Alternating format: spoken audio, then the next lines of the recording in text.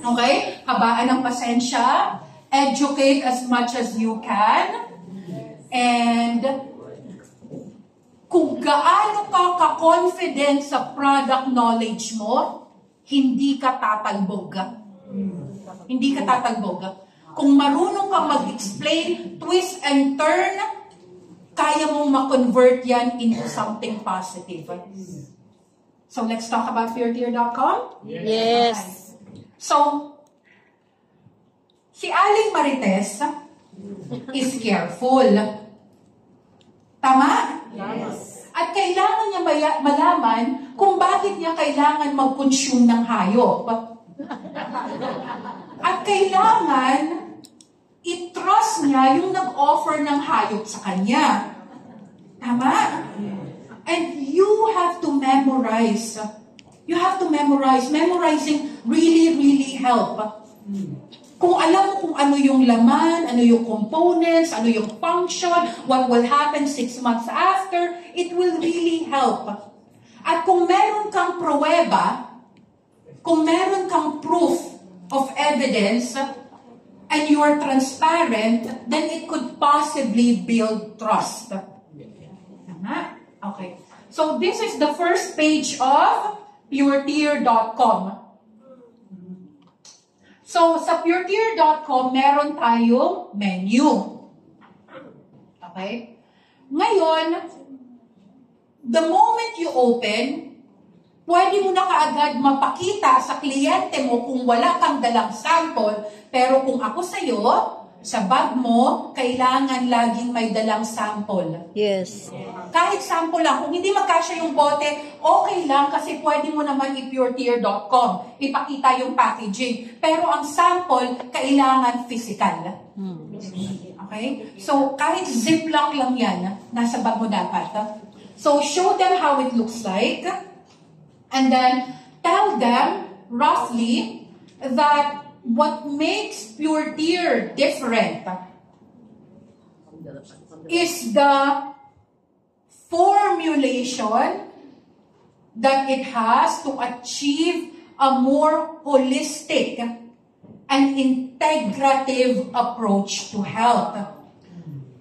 Sulat natin, integrative. Because that's a medical term that we use when we combine conventional treatment like procedures, hospital procedures, prescription drugs. When we adjunct or when we combine them with alternative and complementary medicine like this, we call it integrative. Mind you, in Metropolitan Medical Center, where I took my medicine, in the College of Medicine, we have to take for 1 year alternative and complementary medicine. Ang pinag-aaralan lang namin, medicinal properties ng mga organic sources.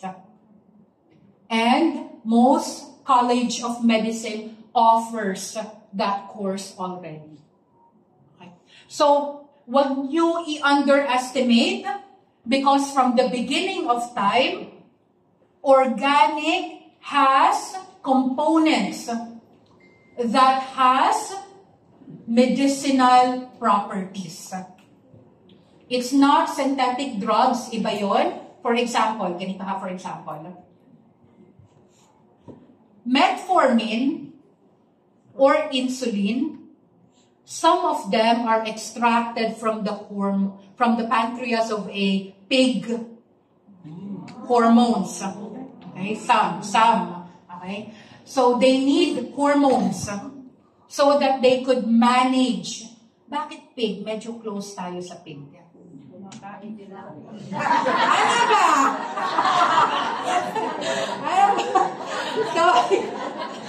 So, yes. Now, metformin and insulin are synthetic. They're like drugs. No? If we want the same effect minus the side effects, then we have to look for polyphenols because these are organics. And polyphenols can be extracted from green apple. And they act as metformin and insulin. They can lower down your blood sugar. Oh. Similar to how your moringa or malunggay works. Or your okra. They have properties that could clinically, I'm an epidemiologist, clinically, from research, lower down your blood sugar. So yun ang pinag-aaralan sa alternative and complementary medicine. Naintindihan na? Yes.